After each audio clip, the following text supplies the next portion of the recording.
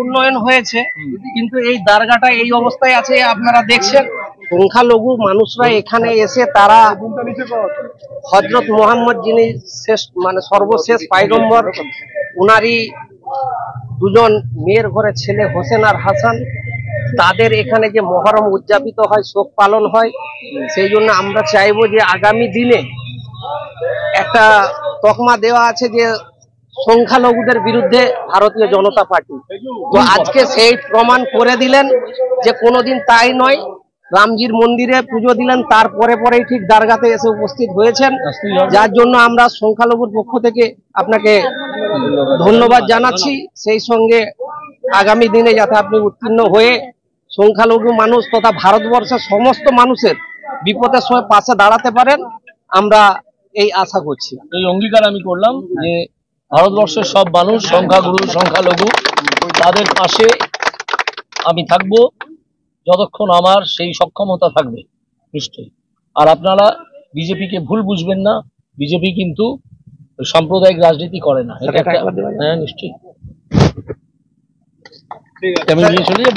বললাম যে নন্দকুমার বিধানসভা, মহিষাদল বিধানসভা এবং নরঘাট বিধানসভা সমস্ত সংখ্যালঘু মানুষরা এখানে এসে তারা তাদের 10 দিন মহরমে শোক পালন করে। এটা সেই সর্বশ্রেষ্ঠ জায়গা, যার জন্য সমস্ত কিছু উন্নয়ন হয়েছে, এটা এইভাবেই পড়ে রয়েছে। তো যার জন্য স্যারের কাছে অ্যাকচুয়ালি শুনেন, যিনি এসছেন ইনি কোনো সাধারণ মানুষ নয়, অসাধারণ মানুষ। ইনার যোগ্যটা মানুষকে ভগবানের জায়গাতেই বসিয়ে রেখেছে, সেই জন্য উনি যে তার একটা দৃশ্য উনি এখানে দেখিয়ে দিয়ে গেলেন। আমরা খুশি যে আগামী দিনে যাতে সবার সঙ্গে থেকে উনি সবার কাজ করে একইভাবে সবাইকে দেখেন, আমরা এই আশা করি ওনার কাছে। আপনার নাম? রবিউল মল্লিক। এই যে সর্বধর্মের যে চাহিদা ভারতবর্ষের থেকে, তাদের তো দেশ, সকলের দেশ, আমাদের দেশ, ওনার দেশ, সব হিন্দু বৌদ্ধ খ্রিস্টান সকলের দেশ, তাদের যে চাহিদা ভারতবর্ষ থেকে সেটা তো মেটাতেই হবে। ওনাদের আজকে একটা সামান্য চাহিদা, এখানে একটা বড় হয় ট্যাক্স শিকারের জায়গা, সেই জায়গাটাতে খানিকটা উন্নয়ন তো উনি চাইছেন, আর তো নিজের জন্য তো কিছু চাইছেন না ওনারা। করলেন যে সম্প্রদায় ব্যতি রেখে একই সঙ্গে সকলের উন্নয়নে আমি শামিল। অবশ্যই অবশ্যই, একথা দ্বিতীয়বার উচ্চারণ করতে বা 2000 বার উচ্চারণ করতে আমার কোনো দ্বিধা নেই, আমার কোনো দ্বিধা নেই। মমতা ব্যানার্জিকে আমরা আগে জানতাম না, আজকে যেগুলো আমরা ভারতীয় জনতা পার্টিকে দেখছি, সমস্ত জায়গায় বলছে যে এনারা সমস্ত সংখ্যালঘুর বিরুদ্ধে, কিন্তু না, আমাদের ইফতার পার্টি সেখানে উনি ঢুকে যাচ্ছেন, কোথাকে হজে যাবে সেখানে উনি ঢুকে যাচ্ছে। আপনি গিয়ে উনাদের যে কোনো এমএলএ এমপিকে জিজ্ঞেস করে দেখুন তো, যে মুসলিম ধর্মে যে কোনো কিছু হবে, তারা কি কোনো কিছু এইভাবে আপনাদের কাছে চায়? তারা চায় সবার সঙ্গে বসবাস করতে এবং সবার উন্নয়ন, তাদের উন্নয়ন তারা মনে করে। উনি তো এই ধর্মের বিভাজনটা উনিই করলো। আজকে মোদিজি যে প্রকল্পগুলো দিয়েছে আমাদের, কে পায়নি আপনি বলুন? হিন্দু থেকে, মুসলিম থেকে, শিখি থেকে, সাই থেকে কে কি পায়নি বলুন? সবাই সব পেয়েছি, কিন্তু উনার যখনই আছে কি লক্ষ্মী ভান্ডার দিলে, লক্ষ্মী ভান্ডার দিতে গিয়ে পুরো দেশটাকে শেষ করে দিয়েছে।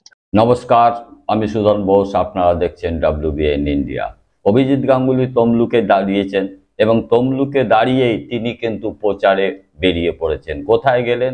প্রথমে মন্দিরে পুজো দিয়েছেন, তারপরে তিনি যেখানে পৌঁছলেন হজরত হোসেনের দরগাতে, এবং সেখানে গিয়ে সেখানে তার সম্বর্ধনা, মানে সেখানে চাদর চড়ান এবং তার যে সম্মান, যে সংখ্যালঘুদের দরগা, সেখানে তিনি সম্পূর্ণভাবে উপস্থিত হন এবং তাদেরকে বোঝান এবং তাদেরকে এটাই বলতে চান যে বিজেপি মানেই মুসলিম বিরোধী নয়, তারা সব ধর্মের সঙ্গে সংযুক্ত থাকতে চায়। এবং কারণ ভারতবর্ষের সংবিধান হচ্ছে সর্বধর্ম সমন্বয়ের দেশ, অতএব সেটা বজায় রাখবে। এটাই আমরা অভিজিৎ গাঙ্গুলির কাছ থেকে আশা করছিলাম, অন্ততপক্ষে তার বক্তব্যে এটাই বেরিয়ে আসবে। আজকে কিন্তু সেই বক্তব্যই তিনি রাখলেন তমলুকের মহিষা দল থেকে। তিনি এই বক্তব্যই রেখেছেন, অবশ্যই যে ভাবে অনুদান দেওয়ার কথা ছিল, যেভাবে উন্নতি হওয়ার কথা ছিল এই দরগার, সেটা হয়নি। আগামী দিন সেটা অবশ্যই করতে হবে এবং যে যে ধর্মের লোকেরা থাকে তারা যেন নিশ্চিন্তে ভারতবর্ষে বাস করতে পারেন।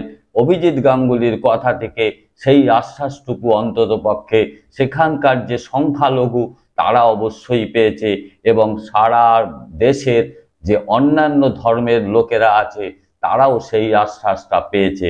এর আগে আমরা এটাই ভাবতে শুরু করেছিলাম যে অভিজিৎ গাঙ্গুলি হয়তো তার বক্তব্যে এই জায়গাটা আসবেই না, কিন্তু আজকে তিনি সরাসরি বললেন যে না, এটা হবে না, সর্বধর্ম সমান সুযোগ পাবে, সমানভাবেই দেখা হবে।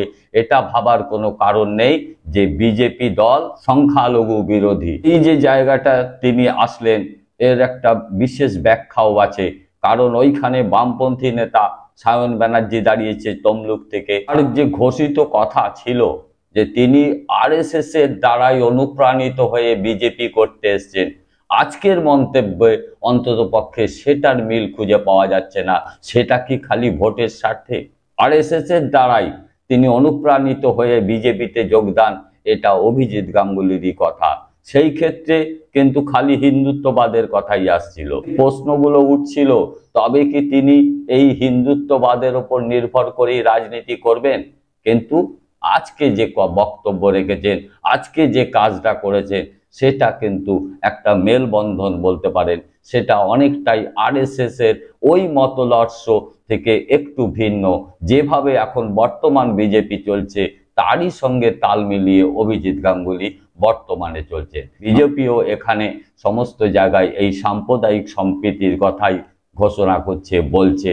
সেটা আমরা দেখতে পাচ্ছি প্রধানমন্ত্রী থেকে শুরু করে আজকে অভিজিৎ গাঙ্গুলি এটাই বলতে চাইছেন, অবশ্যই সমস্ত সম্প্রদায়ের উন্নতি করা হবে, দুর্নীতি বন্ধ করা হবে। যেটা তিনি আগে বলছিলেন সেটা আজও তিনি বলছেন, যদি তারা সত্যিকারের ক্ষমতায় আসতে পারে। এই ক্ষেত্রে তার যে প্রতিদ্বন্দ্বী, সবচেয়ে বড় প্রতিদ্বন্দ্বী কিন্তু এই মুহূর্তে ওই তমলুক কেন্দ্রে, সেটা হচ্ছে বামপন্থী নেতা সায়ন ব্যানার্জি। সেখানে সেই সায়ন ব্যানার্জির সঙ্গে ভোটে সে কতটা টক্কর দিতে পারবে, কারণ সায়ন ব্যানার্জি কিন্তু সরাসরি সাম্প্রদায়িক সম্প্রীতির কথা বলেই ভোটে দাঁড়াচ্ছে। এখানে কোনো আরএসএস এর কথা নেই, এখানে কোনো হিন্দুত্ববাদীর কথা নেই। সমস্ত দল, সমস্ত ধর্ম সমন্বয়ে তিনি তার বক্তব্য রেখেছেন। সেই ক্ষেত্রে সায়ন ব্যানার্জির যে বক্তব্য সেটাতে সাম্প্রদায়িক সম্প্রীতির কথা আছে। এবার যে অভিজিৎ গাঙ্গুলি যে ব্যবস্থাটা করছেন, কাজটা করছেন, সেটা হচ্ছে সাম্প্রদায়িক সম্প্রীতির কথা। সেটা কি খালি রাজনীতি, খালি ভোট পাওয়ার জন্য করছেন, না সত্যিকারের মানবিকভাবে, মানসিকভাবে সেটাই মেনে নিয়ে করছেন? সে ব্যাপারে কিন্তু অবশ্যই সন্দেহ থাকবে, কারণ তিনি আরএসএস এর দ্বারা অনুপ্রাণিত হয়ে বিজেপি করতে এসছেন। আরএসএস এর কথাতে কিন্তু কখনোই এরকম কথা নেই। কিন্তু আমরা অভিজিৎ গাঙ্গুলির থেকে যেটা আশা করেছিলাম, তার মুখ থেকে সে কথাই এসছে, সাম্প্রদায়িক সম্প্রীতি। এটা আমাদের গণতন্ত্রেও আছে, আমাদের সংবিধানেও আছে।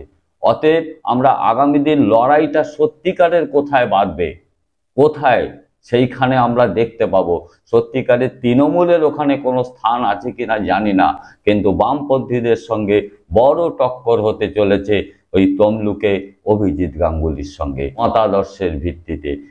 আপাতত মতাদর্শ কিছুটা মিলিয়ে নিয়েছেন অভিজিৎ গাঙ্গুলি এই আজকে দরগাতে এসে তাদের অনুপ্রাণিত করে, কিন্তু সত্যিকারের সেটা মন থেকে না সত্যি রাজনৈতিকভাবে, নাকি খালি ভোট পাওয়ার জন্য, সেটা বোঝা যাবে আগামী দিন। অবশ্যই সেটা আমরা লক্ষ্য রাখবো কি হয়। আরো প্রচার আসবে, আরো কিছু বেরোবে, আরো অনেক কিছু কথা বেরোবে, মিটিং মিছিল হবে, সেখান থেকে বক্তব্য আরো কিছু বেরিয়ে আসবে। সেই দিনকে আরো বোঝা যাবে। এই পর্যন্ত আপনাদেরকে বললাম, আপনারা আপনাদের মতামত জানাবেন। আগামী দিন দেখা হবে অন্য কোনো প্রতিবেদনে। নমস্কার।